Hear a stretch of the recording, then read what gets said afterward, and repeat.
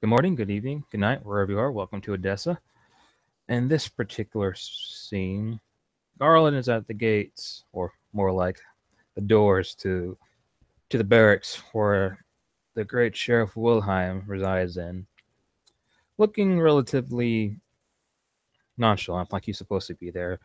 He is arriving in the barracks for a purpose to better his position with not only with the clan, but also getting out of his particular nasty deal with a particular gang role that he met a long time ago. As he goes walking through the training fields and going through doors, a few guards may take notice of him, but he is known to be showing up there rather relatively often. So I don't expect too many to ask me to why I would be there. And as I'll arrive close to the sheriff's door, Garland will look around kind of left and right and try to hear past the door to see if anybody might be in there. Uh, as Garland, presses his ear to the door to hear if there is anything going on within that particular area. Strangely enough, there is no sound. There is no sound at all. It's almost as if there's nobody there, as if nobody's home. Quite peculiar, perhaps.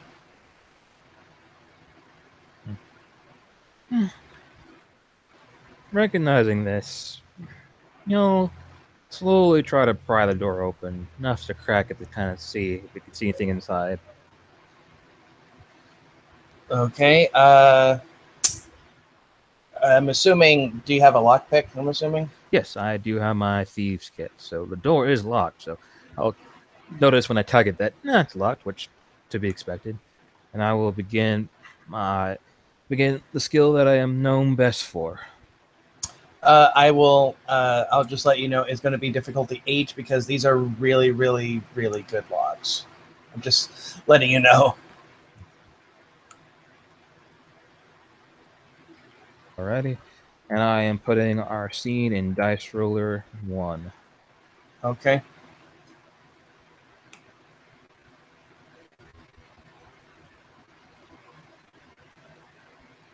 All right, and I believe it would be a dex and larceny check, correct? Yes. Well, I am going to spend some blood. Oop. To raise my dex up by at least 2. Okay. Just make a note of it in the little chat here. Yes. Put current blood and how much blood you use, so that way we can keep track. Right. Because I have heard 4, 7, and using 2. That means, yeah. Blood for dex is 2, and I have 5 blood left on me. Okay.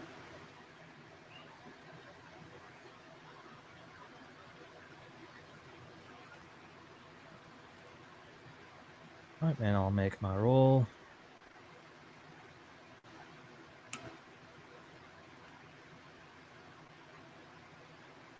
That is 1, 2, 3, 4 successes.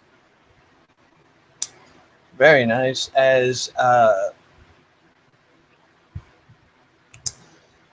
As Garland goes through picking at the various parts of these locks, he notices right away that they're very intricate, they're very complex locks. So for even an extremely skillful lock picker, this would be quite difficult to do, but he has an advantage, being that he is supernatural. He is a vampire. It gives him a slight edge over mortals and such. He gets the intricate locks done rather quickly enough, and there is now an unlocked door for him to enter into. And he'll begin to tug. he's happy. He thinks in his mind. The last time he had a lot of trouble with a very intricate door, he ended up breaking his last toolkit, and he takes great pride that he was able to do something so quickly and so skillfully in such a definitely difficult manner. And he'll open the door, seeing that it's locked. Why would Wilhelm lock himself in a room? He shouldn't be in here. Mm-hmm. So he'll open the door and look in the room to see if anybody's there.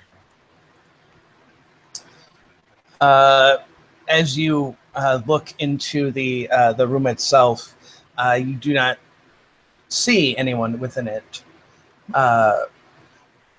There is very much. It's very much how the sheriff, leaves everything. The only thing, you can see, the various books and literature. You see the banners, you see suits of armor, you see weapons and such that Garland knows and has seen before. There's only one thing that's not there, and that's the ledger. He did not leave it in his room.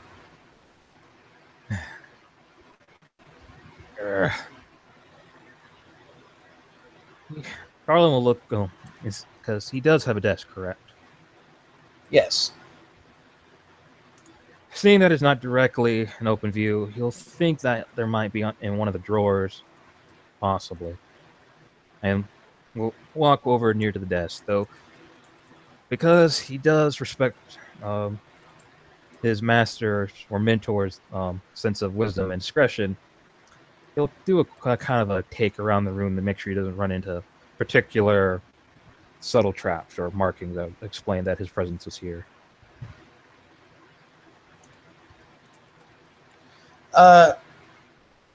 As you go to the drawer, the desk itself, you've seen that it is still damaged from the weeks before, where your hand was unceremoniously cut off. It doesn't seem like Wilhelm cared enough to even replace it. But maybe because it's a rather sturdy desk, and despite the intense, action that happened during that time, it still withstood it. So maybe that's why he keeps it. Who knows? But you do see a lot of drawers that have locks on them as well.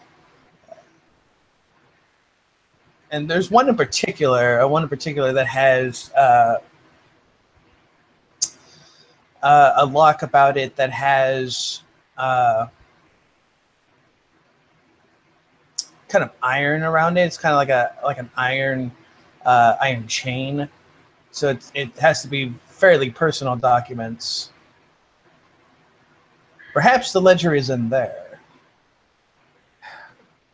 Garland will sigh as he looks at this chained lock. These are hard to open without looking like somebody opened it. This is just great.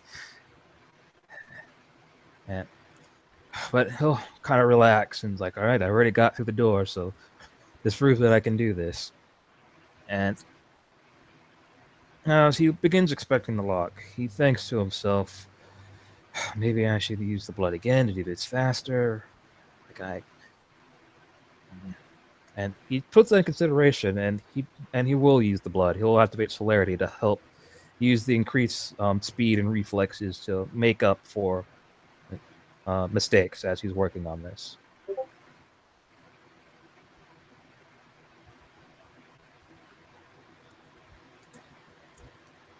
And he will roll again.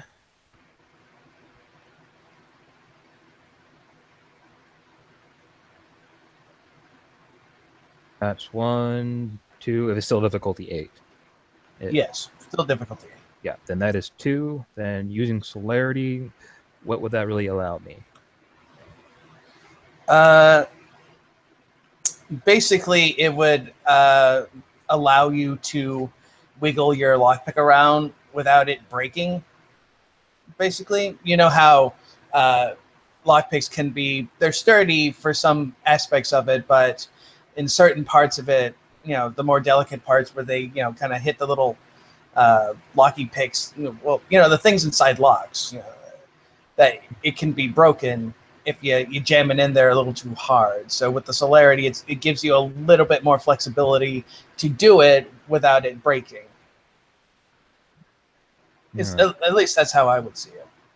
All right, then I will definitely say, in Arlen's mind, he'll feel that by using celerity, he makes it look like, even if he does fail to open the lock, it doesn't look like it's been scruffed or scratched or somebody tampered with it. Yes, it would basically it would just make it that it would look like it hasn't been touched, which is probably a good thing for him. Indeed. And with 2 successes, is that enough to open the lock? Uh, you certainly know that you're in the right direction. The way that the lock is kind of made, it's almost as if it's almost as if you're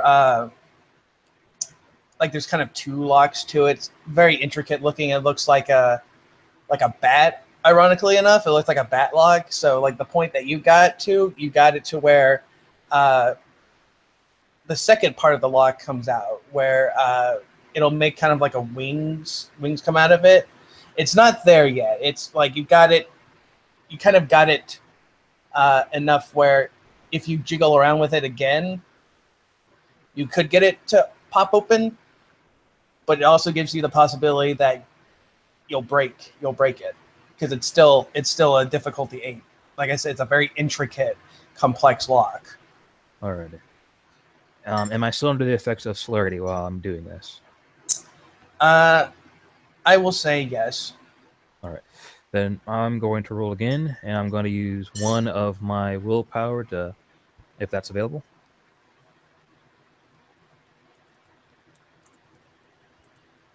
What? I'd like to use 1 of my willpower as I'm working on this, if that's available. Sure. I'll All right. Then my willpower is at 2, and I will roll again.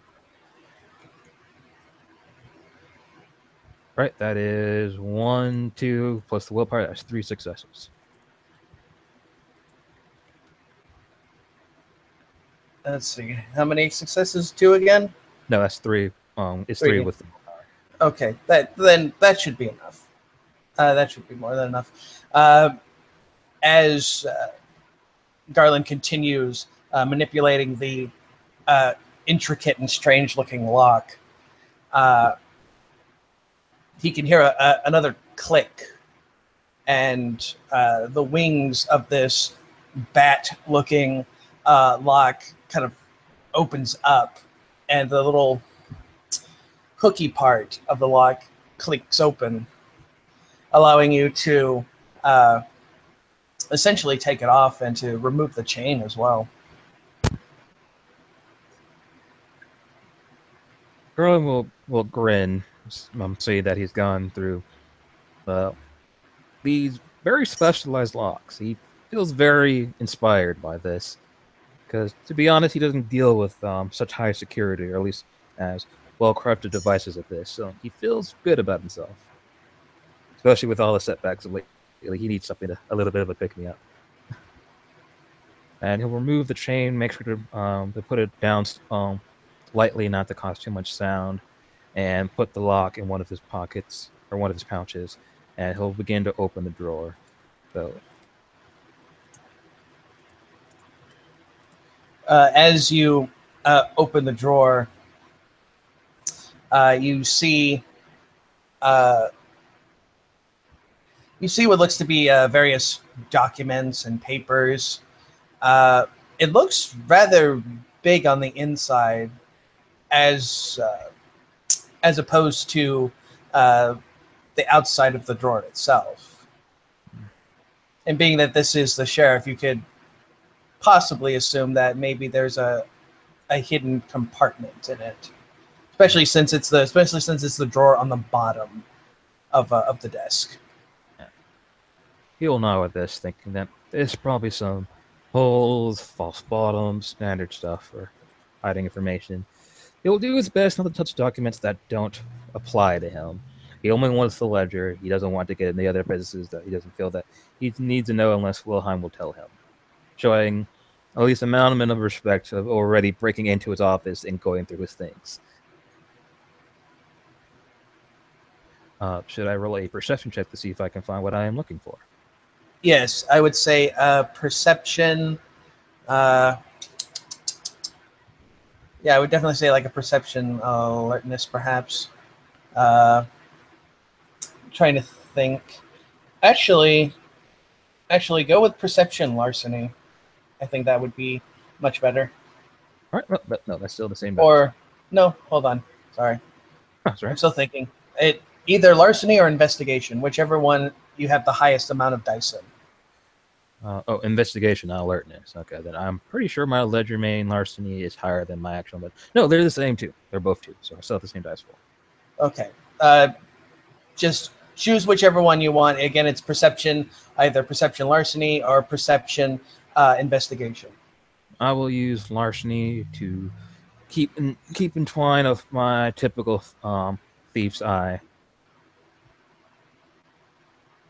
and I got if the difficulty is standard 6, I have at least 2 successes.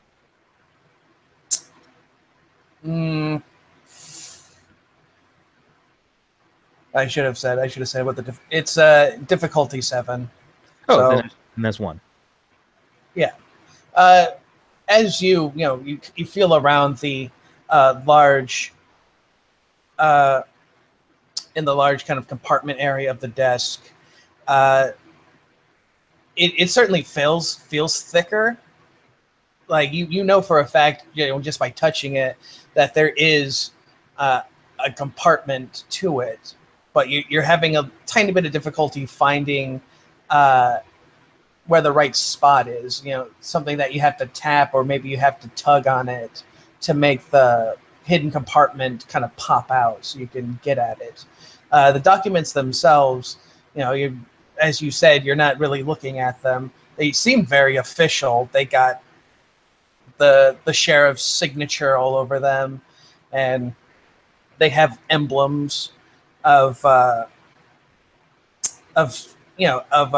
perhaps his family's crest. Very, very official looking.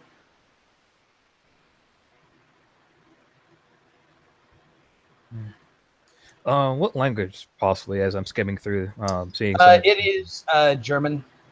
I can actually read German Russian. now. Very At nice. least a little bit. I have only academics 1, so it's not like it's perfect, but I can recognize words in structure. But for sure, I can at least speak it. But I guess I'll see some things that I might recognize. Try not to keep too much on my mind, because if I start thinking about it, I may start questioning Wilhelm, despite my better judgment, which definitely will expose myself being in here. So he'll try to keep focus on the task at hand. As he's knocking and searching, does he feel anything that might be book-like, or just feeling just more papers and seeing more papers? Are you going to try and investigate it again? Yes, I will do that again. Yeah, just roll it again for me, please. Yes. Remember, difficulty 7. Gotcha. All right, that's at least 2. Very nice. As you kind of move some of the papers a little bit,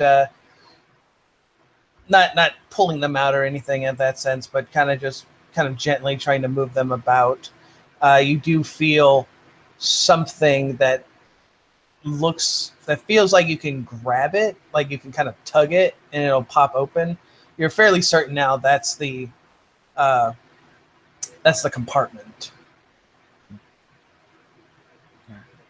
Then very carefully, Arlen will kind of put his fingers on this area and kind of push and pull to see if there's any give in certain directions.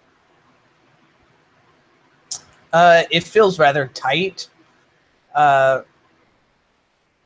What's your strength? My strength is 3 with my potence. Okay. Give me a strength check. because like it's a tight fit. Gotcha. Difficulty 6. If it is, I have 1. Yeah, that should be fine. Uh, as you kind of give that tug, you can hear it doesn't crack, it doesn't break. It kind of makes a sound. Obviously, as you can tell, that it's an incredibly tight fit for the compartment, but you pull it out, and you can see your ledger there, clear as day. Uh, it looks like it's been handled very carefully, and well, there it is, right there. Well, you know, and he'll slowly bring out the ledger and put it in one of his pouches, and do it very carefully. Put everything back where it's supposed to be. Try to look like. Can you give me a perception alertness as you're putting the things away? Yes. That is 3 successes. Okay. As you know, you're putting the papers away. You notice one of the papers, and it's addressed to someone. It's someone that you're familiar with. It's your sire, actually.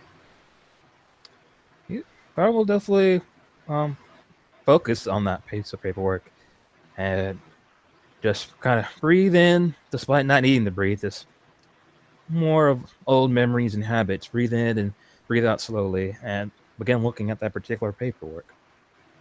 The paperwork itself. You said that Garland can speak German. Can he read German, or is he still kind of With iffy on that? with Chris, it says you need at least have academics have an understanding of paperwork, and for every academics higher, it's your reading level. So Okay. with academics with 1, I have a basic understanding of German Okay. and the language. That should be fine. Uh, Obviously, there's going to be some words that you don't quite understand. Perhaps it's kind of more kind of regal German, I suppose. But you can clearly see your sire's name in it, and it very much the best that you can understand of it is that he has been in contact with your sire for quite a few months now, relaying information about the Ventrus, basically the Ventrus movements in Germany, and basically asking of your sire to keep an eye on Ventru movements in Germany and around the places where your sire operates, and that when the time comes, he'll know what he needs to do. Is the best of what you can make of it. What that means, what he needs to do, and when the time comes, well, you're not sure because he doesn't really describe it. It looks like a fairly recent document. Perhaps he's just written it yesterday night, perhaps. Garland will kind of take note of this and think, because he hasn't really had too much contact with his own mentor. All of his training and more of the bourgeois ways have been with the sheriff. And the fact that he's in Germany, he's curious because he wasn't really told where Harlock would be going. And he does remember the ledger did involve stuff in Germany and other far European areas in comparison to Edessa with Henry's ledger.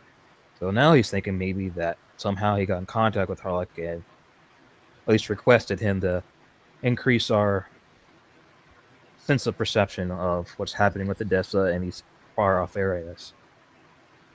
Perhaps so. Can you give me another perception alertness? Difficulty 8. Oh no. Will it be mitigated to use willpower hearing that? Yes. All right. I will hope for the best. Oh gosh, it's just a failure, not a botch though, because of that one. Yes.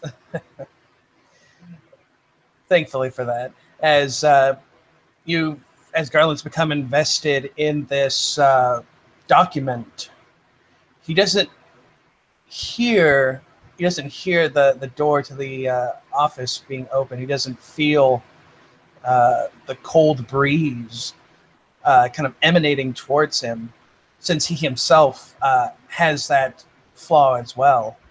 But he does feel a cold blade against his neck.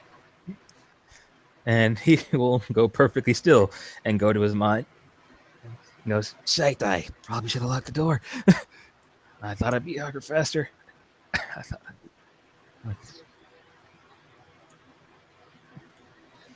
And Oh, please. no, and he just is perfectly still. He's The voice, you hear the word, you hear it say, "Well, at the very least, it seems that you have recovered from your discipline.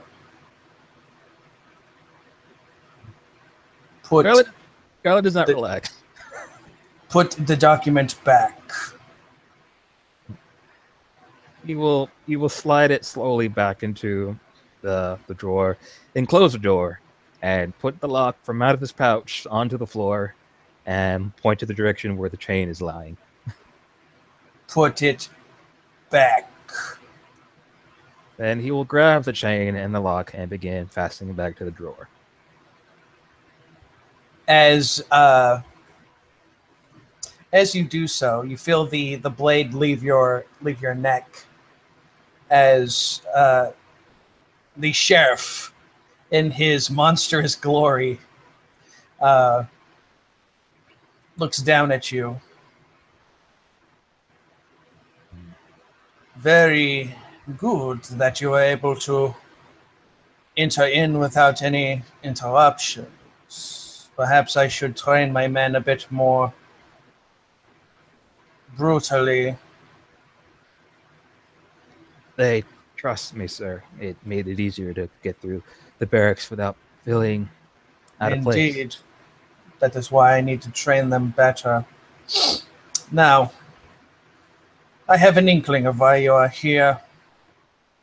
The ledger, I'm assuming you can keep it. I have all that I need from it. It is of no longer use to me.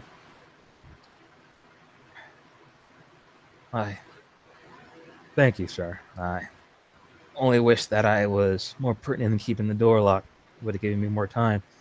Hopefully, you would have never noticed this. Perhaps, or perhaps it is more that I let you do this, because I wanted to see your ability much more in depth. Come with me. And as he walks over to this large library looking area that you've been to before, you see him using his celerity. It's incredibly quick. You don't even know if he pressed a button, if he flipped a switch. You don't know what exactly he does, but that library area opens up, and you can see stairs coming down from it. Garland will look very a bit shocked seeing that, because he knows the ways of celerity, and he goes in mind that he is drastically slower than the Count. And whatever system he had placed up, he had to be that fast to make sure that whatever he has set up won't respond in a negative way, or just simply staying locked. And he knows for Indeed. a fact that he wasn't as fast as the Count, or as perceptive at this point, never been able to open this area. Indeed. As the sheriff goes down the stairway, he doesn't say anything, but it's implied that he wants you to follow him.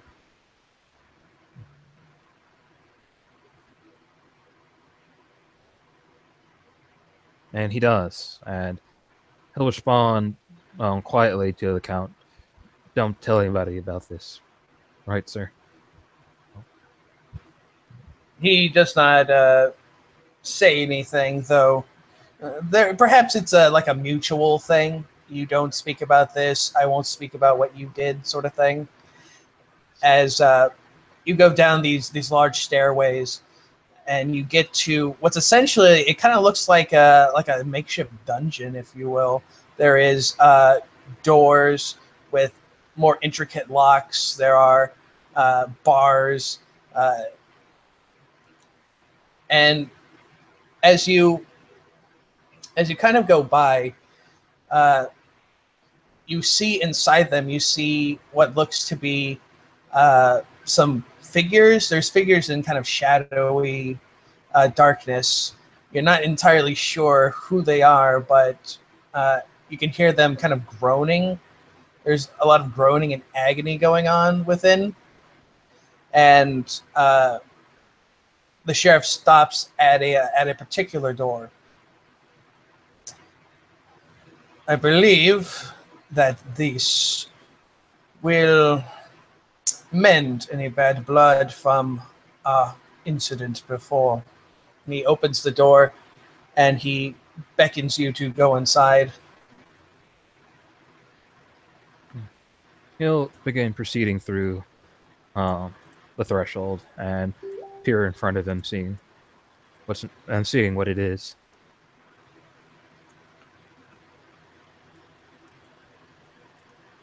As you, or rather, as Garland, looks inside, he can see wrapped in very heavy chain a figure that he remembers, a figure that told him to get something for him. It is Nagasi of the Gangrel. He has been staked, and he is kind of wrapped in these chains rather tightly, even more so than one would expect, of course, being that Kindred have such unnatural abilities. This may be more than excess to contain him if they unstake him.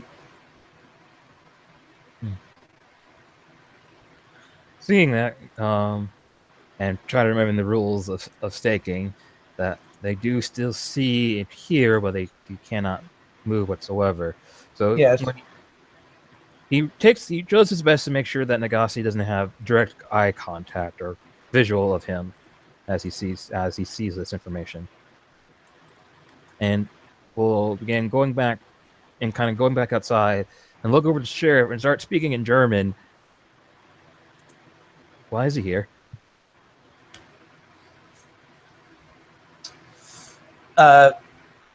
The sheriff says, have you heard of an incident that happened about a few weeks ago? A wedding. Bride and groom slaughtered, and a monstrous creature breaking the masquerade, breaking our rules of secrecy. I hear a lot, sir. I've been tracking my own monsters, and I've heard about a human flower planted in the slums. But yes, it seems as if Edessa is to be plagued by these abominations. My own attempts to investigate that flower have only resulted in the missing of men. Perhaps it is better that we investigate it proper, but this creature, it knows Nagasi. From what I have been told, it is something from his past that has returned to haunt him. As such, he has been placed here for protection. And the way that he says protection, it's more as if he's saying interrogation than protection.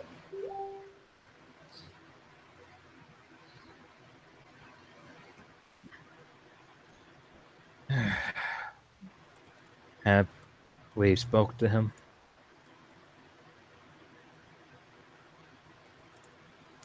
He thinks for a moment. Perhaps we can.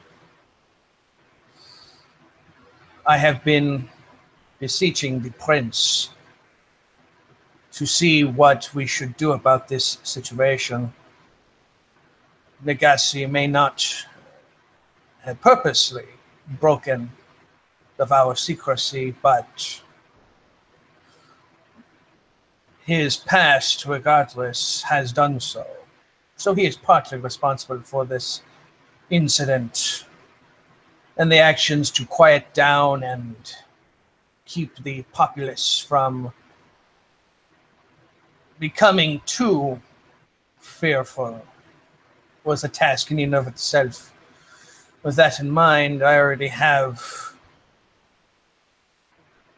boons in place for it. And he walks over to Nagasi's uh, body, and he says to Garland, "Remove it." He will look at the count a bit skeptically, or if not, a bit anxious. But he'll remove the stake, um, though his other hand is close to a knife that he keeps on his person.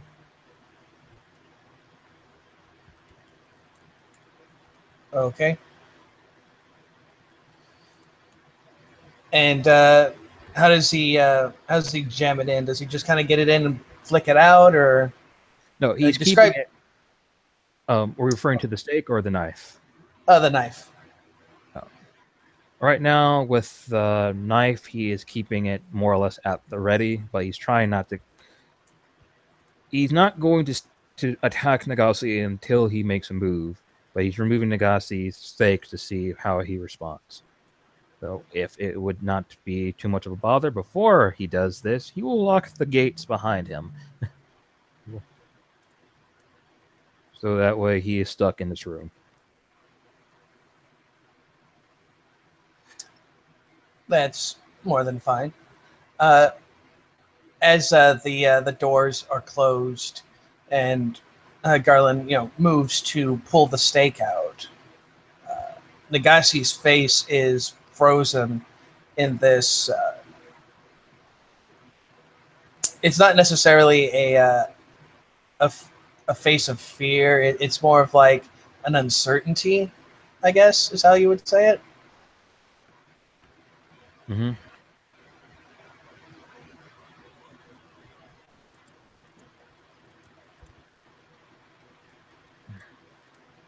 And at this point, removing the stake, he'll place it nearby him. If there's any tables or chairs, he will put it on top of that. There is like kind of a small stool. Yep. As you pull it from his body, uh, Nagasi's face kind of contorts, and you can tell that when a vampire has been staked and it's been released, you know how they can get. His fangs are bared, and he struggles against the chains and the locks. Like I said, very very strong, very intricate locks and chains to bind him. Yeah. When I see him um, begin to struggle, I will pull off my knife and basically gouge him into the shoulder to see if the pain allows him to try to focus a bit better, since I feel that he won't have the capability of attacking me. Okay. Do me. I'm assuming this is going to be just a stab. He's not moving, so just go with strength melee. All right. I believe that's 5. I don't think I used my melee yet. 1 second. Da, da, da, da. Yep. Okay. The survey says at least 2. Then whatever his fortitude, because fortitude is always gonna kick in. His fortitude? For Nagase, Yes. unless he's a city gangrel and he could not have fortitude. No. I don't think City Gangrel. Do City Gangrel even exist during this time frame? I don't know. It's always with the blood. It's a breeding process, and I guess state of mind. So if there were, they'd be very far and in between. Yes. For all intents and purposes, he's regular Gangrel, so he does have fortitude. So it's, let me see, I gotta roll my stamina and my fortitude. So.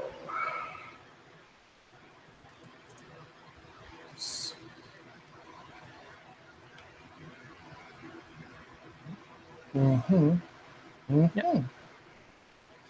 Yeah. As Garland has plunged that dagger into the into Nagase's shoulder.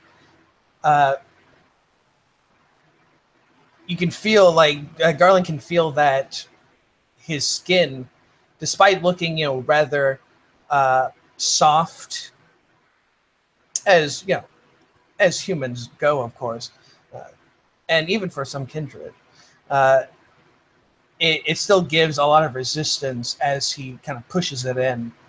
But it does go in.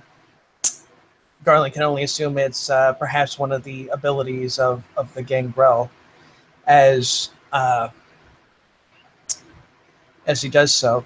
Now I need to roll my self-control. Let's see. It's a good thing he's not a Bruja, otherwise it'd be bad. But he passes it. As Nagase kind of growls and hisses from the pain of it, his senses kind of return to him. The beast itself, scrambling to escape, has been kind of dragged back into the recesses of his mind and his very being. And Nagase simply looks about the area. What is this place? Where is Nagase? Where have I been brought? So, And so if that's true, because I thought I was dealing with Nagase, he's saying he isn't. No, that is Nagase. Okay. I'm very confused. Yeah, and Garland will look at Nagase and say, "You're in an undisclosed location due to your involvement with a particular entity and your possible breach of the masquerade."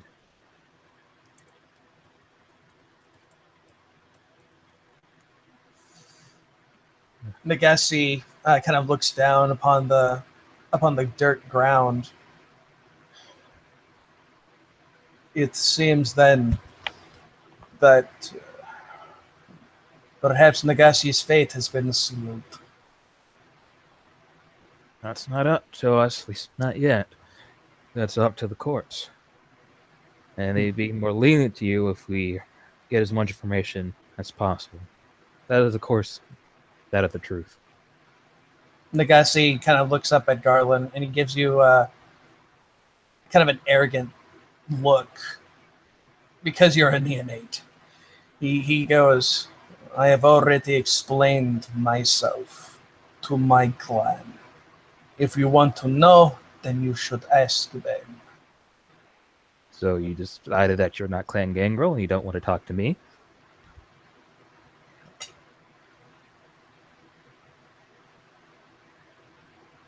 Nagase feels something stabbing him in the side, and you can see the sheriff is poking him with prodding him with what looks to be it looks like a fire poker, and it's like a really sharp one. It kind of has a little bit of spiral to it, so when he jams it in there, it's really, really nasty. And Nagasi, grits his teeth, and he says, very well, I will speak, you bastard. And seeing that poker, Garland will go, oh, well, this makes that even easier for our little talk. And he'll go through his pouch, and he'll bring out two vials, and he'll start pouring them on Nagasi. And when he smells it, it is rancid grease. Nagasi's he kind of gags a bit from it. What are you going to do? You're not going to set me on fire here. If you do so, the gangrel will rip the bruja asunder. Carl will begin kind of looking around like the room in a confused and like dazed manner. And he'll kind of look over to the Count. You see any gangrel? Any gangrel besides him know that we're here right now?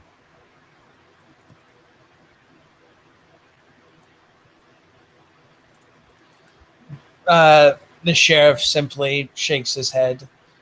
I do not see any. And of course, why would Nagasi speak of anything?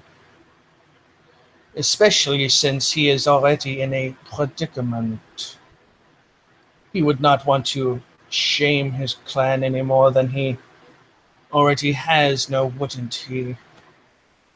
Nagasi, as he hears this, he simply, lowers his head in kind of like a defeated state. He has no leverage in the presence of the sheriff, and particularly because of the incident that's happened. And seeing that, Garland will nod. It's like, I feel for you. I know what it's like to mess up and make the clans look bad. So I feel for you. And it's not like I want you to go down. And he'll bring out the ledger and have it. It's like, I kept in mind of my deal. I wish this would have happened, but I heard from a little bird you're probably gonna screw me over if I gave it back to you in a more typical manner. So this is rather convenient for me. He spits blood, a bloody spit, onto the ground in front of you. Bandit whore. And Garland smiles at that. I was like, as far as I know, she might have been a whore, but I don't think she was much of a bandit. Nagasi simply, he just simply looks at you as if he really wants to break these chains, to claw you to pieces. The sheriff simply tells him, you will tell me everything about that creature and why it is here within the city. Speak. And Nagasi, seeing the sheriff, you can feel something coming from the sheriff. You can definitely tell that he is using entrancement on Nagasi. It's almost as if he's willing Nagasi to confess to him.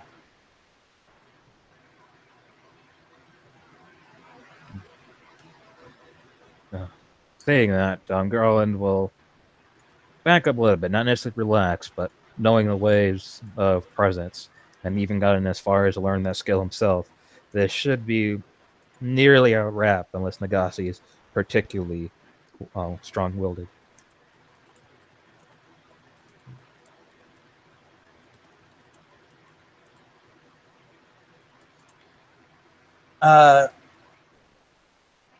As Nagasi kind of falls into the sway of the sheriff's ability, I'll just do the long and short of it, since he already said it in a scene. But I'll give you the gist. Basically, he used to be a vizier, a merchant vizier in a kingdom in Ethiopia. and there came a group of men claiming that they were servants of an even greater kingdom, and that they wanted Nagasi's king to basically give them tribute and basically become a part of their kingdom. Basically, this was their way of saying, "Do it. Either you're going to do it this way, you're going to give us tribute, or we're going to basically enslave you," kind of thing. Nagasi told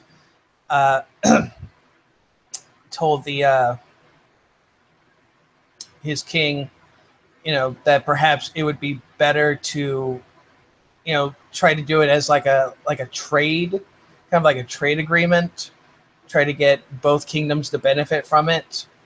But the king saw that as basically an opportunity to try and take another chunk for himself. So he sent the trade goods along with some men, of course. They basically got people sick. It was basically like like kind of like malaria stuff on the products and what have you, made people sick. And then the king sent in his men, and basically slaughtered everybody, like man, woman, and child, pretty much was decimated. This, of course, came back to bite them in the ass, because that group were ghouls of the Libon, the Ebony Kingdom. Of course, I don't think Garland would know who those are, but essentially, they came, decimated, like literally razed to the ground this kingdom, killed everybody. The only person who escaped was Nagasi. So they've been trying to basically get him, so they can just basically be like, our blood feud is now over because we've destroyed everything that came against us, sort of thing. And that's what Nagasi says.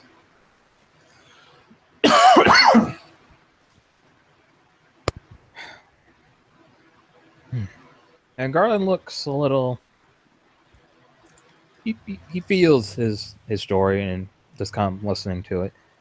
It's an unfortunate chain of events, but events nonetheless.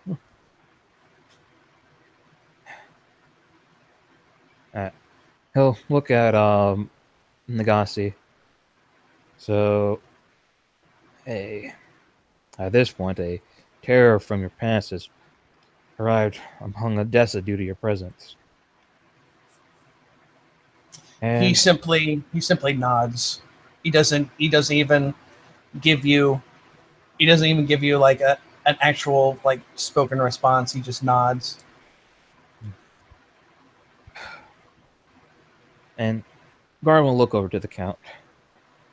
Well, that means we have bait. And look over back to Nagasi. Do you understand what this thing's abilities, what it is, what its nature? Yes, it wants to come after you for I guess at this point, vengeance. But what else would it need to do? Why bring other victims into this? Why capture a random citizen and do what he did to it?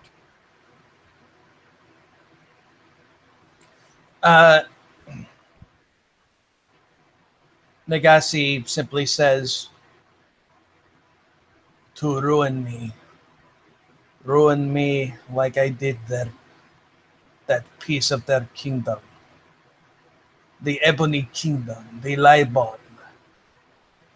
They are not so different from us in a way. They seek control. They seek to garner power and prestige, but they do it in the darkest parts of Africa, though perhaps they are moving themselves into the Middle East as well.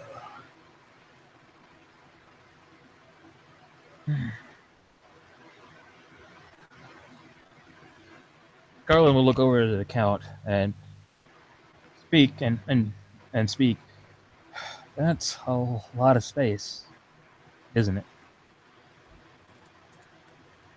He doesn't have that great of understanding of how big the world really is. Uh, the Count nods at this. Yes, there are many places within Africa, and there are many places within the Middle East as well. Persia, many places. If they sought to control things more hungrily, I'm fairly certain they would. We would eventually clash with them. Anyway, And hearing that and thinking about some information he read about and what he knows from the ledger, do you think these creatures would want to go further east and the and he says it a little bit awkwardly, the Germanic regions? Nagasi kind of shakes his head. I would not consider them to go to Europe of all places. Perhaps, but they are much more interested in the riches of Africa and the Middle East. They would be much more interested in such places. Arwen look over to the count. Is there anything you can possibly think of that might be pertinent?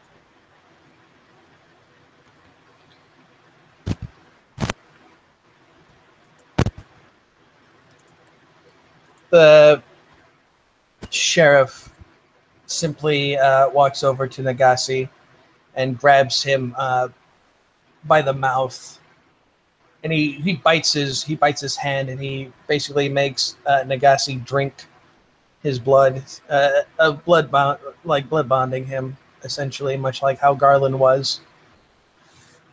Yeah, No, but with time, I can squeeze more information out of him. He has nothing to lose by telling me. He will either die or he won't. It's better to cooperate and confess his sins.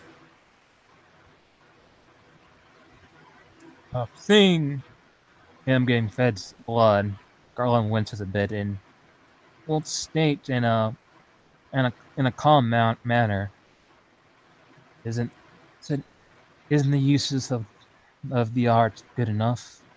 Is it really necessary to bind him?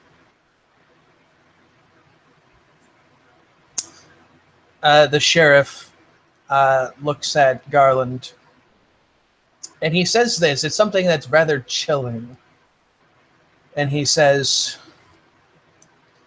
in the defense of the kingdom,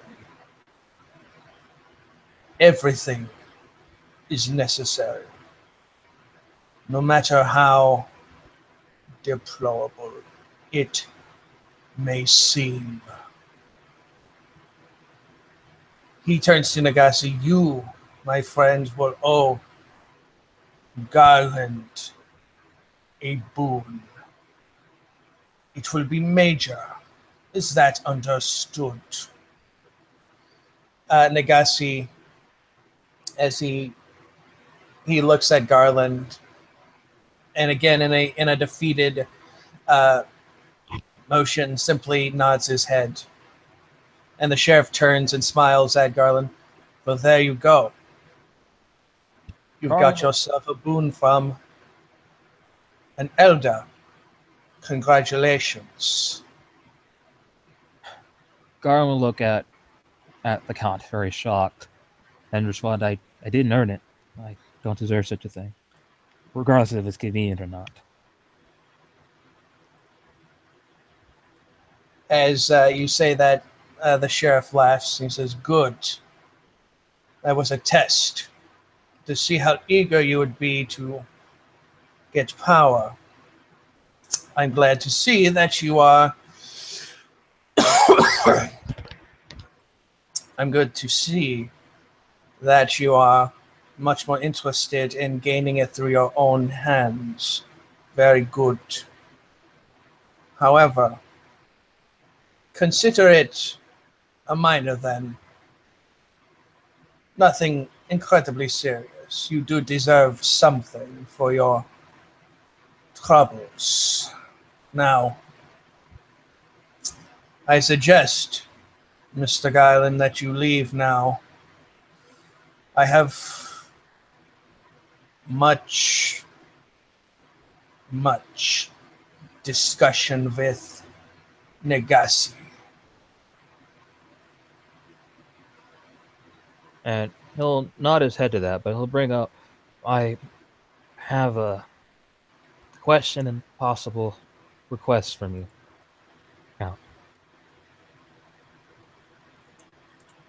Say that again. Garland asked. Garland said he has a question and a possible request. Okay. And I'm speaking in German again. I was marked by Henry with the art of presence. He has entranced me. I realized that during our training. I need a possible way of protection in case he ever finds me again. I was curious. I assume he's a neonate, but it doesn't change the fact that he may be more skilled at the art than I am, and presence is a deadly technique. I was wondering, if I was ever in the presence of Henry and you happened to be there, wouldn't your skill with the art be more effective and keep me from a compulsion to speak to him?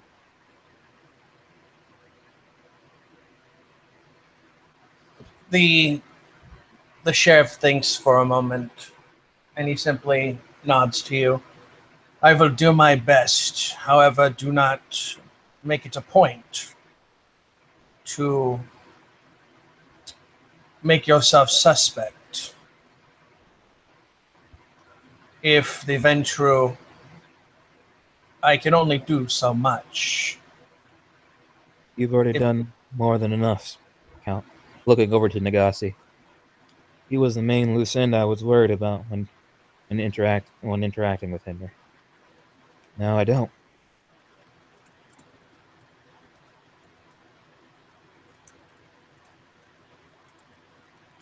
The sheriff nods and he simply says, "Go. Do whatever it is that you wish to do for the night. Get stronger. Perhaps." He kind of thinks for a moment. "Perhaps learn another trade. Do whatever it is you wish to do. I have work to do." And the door itself opens as a tall individual wearing armor opens it for you. He's very tall. He looks to be about 7 foot, like 7'8". Very, very tall. Yeah. Carl will definitely have a shocked expression, and Charlie is like, the hell? Like, and he'll warily get past him, trying not to touch him or look at him directly, because he's even surprised that he got through the door.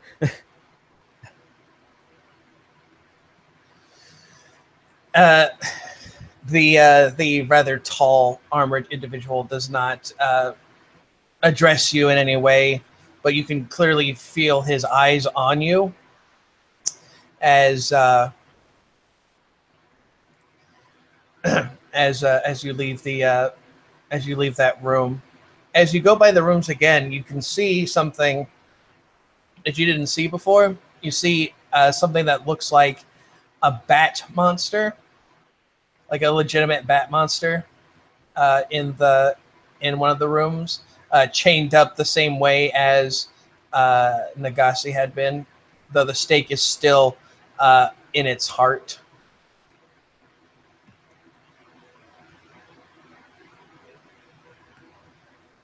Seeing this, he recognizes the Count has always been fierce but fair, but he's much more than that, seeing these rooms and hidden areas. He is much more than that, and he has a lot to go to even get close to not only the mental fortitude, but the resources and strength to even be really considered any more than what he is right now. And that scares him a little bit. Because not only does this prove what it is for the Count, he has to think about his own sire and what basically dungeons and possible cesspools of men, women, children, doesn't matter what they have to do to get to where they are right now. Very much. Uh, are you outside in the streets now, or After hopefully figure out how to get through the secret door and keeping his composure, leaving the barracks, he'll be on the streets and he'll look at the ledger that he has and sigh a bit and goes into his mind internally. Well, if Nagasi's not gonna spill on me, I guess I can give this back. Well, at least for a price. And put the ledger back into his pouch. as you do so, you see a gentleman, or rather, you hear a gentleman speak to you. Pardon me, sir, but is this the establishment of the sheriff of Edessa? He'll look at the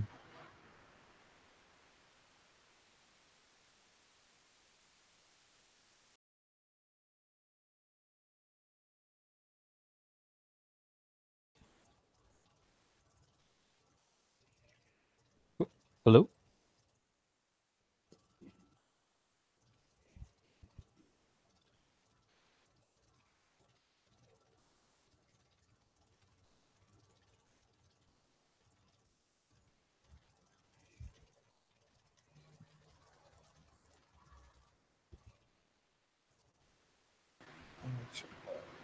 Oh, there you are. There we go. Yes, this is the gentleman that is speaking to you.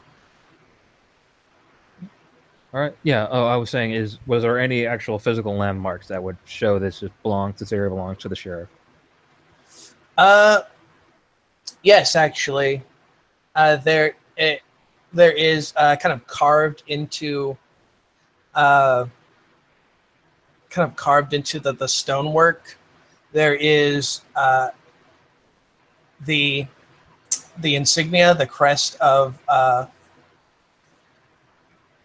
Edessa with a sword, kind of placed in the center. So that's the way that the sheriff identifies himself as the sheriff. Garland will silently point at that particular symbol to the man.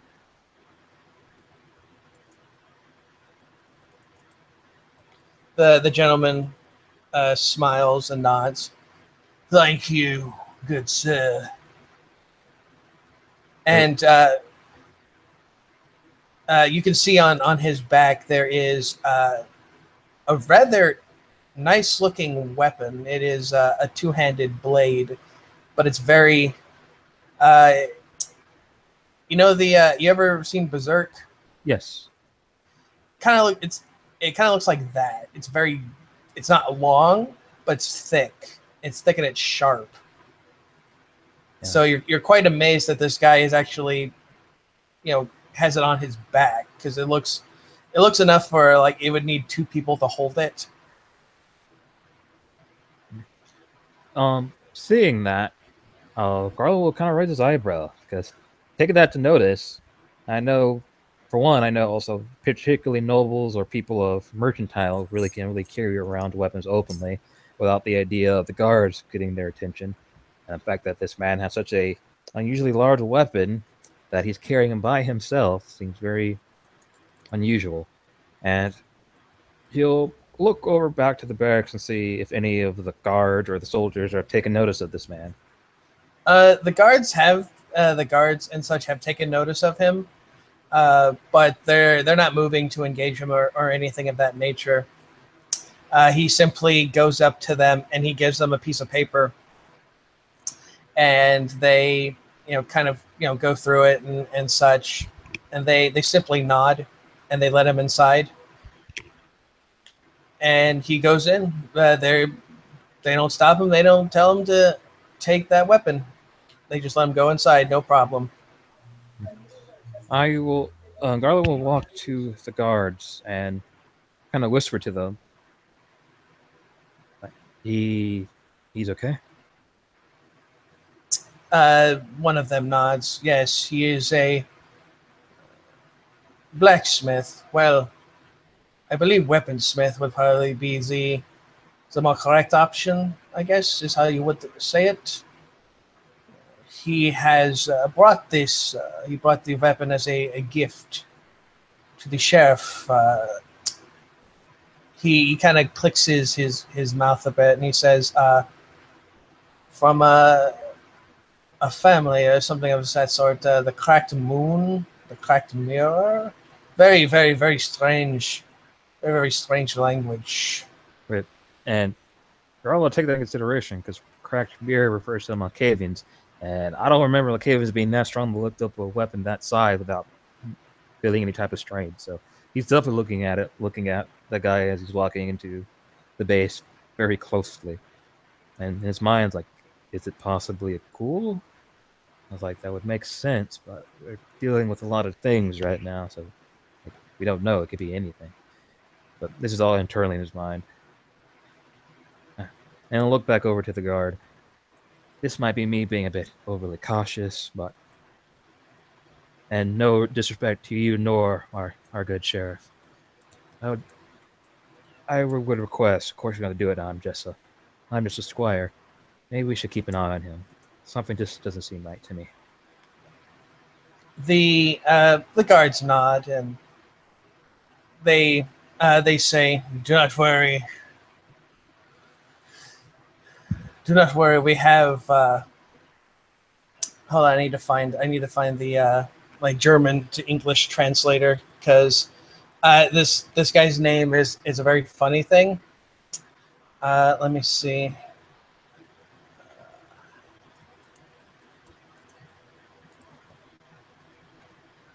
Okay.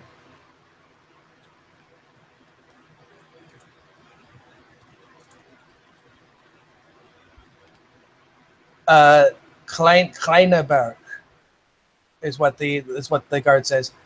We have Kleinenberg to keep an eye on things, and both of them kind of laugh at the name. Could I roll an intelligence academics to see if I can recognize that? Of course. It's difficulty 7. It's not a language that Garland probably wouldn't understand, like how it was with the letters. It's very common. It's very common German. All right, that's at least one. You know that Berg means okay. You know that Kleinerberg is basically a way of saying small mountain. And hearing that, he kind of has a flash of insight, thinking about that nearly 8-foot thing that walked into the cage with the count. And he nods at that with the guards, and he responds, "How does nobody see that thing?" The guards simply say, "It's not that they do not notice him, it's rather They don't wish to acknowledge him. And they chuckle again, uh, indicating that because of his huge size, he's basically a walking intimidation. Uh, Basically, a walking intimidation factory. And he nods at that, and that brings him more kind of concern that people are so scared of him, which is reasonable, that nobody tells the guards, there's an 8 foot tall man walking through the streets, and not the most complimentary attire. But hearing that and knowing that the guards seem to be okay with this scenario, Garland relaxes a bit, and he'll respond to that. Oh, that's good that he has such a large rock watching him. I, but I hope you guys have a good night. I got some things I should work on. They, simply nod at this. Have a good night, my friend. He'll nod and begin going through the streets and thinking to himself, back onto the ledger, what is a good way to get at least some type of boon from this? Now he also starts thinking about what's also a good way to make sure nobody finds out that I had it. Like questions. And then he kind of remembers, well, I did have that one plan I was going to work on way back when. I guess it could still work. So I'll implement that when I can. And he'll go to his hunting ground, his favorite bar, and reside in there, and take it in the company of the mortals that he does very much enjoy spending time with. That is where the scene will come to its end, I believe. Thank you, players, for playing. Thank you, watchers, for watching. Have a good morning, evening, or night.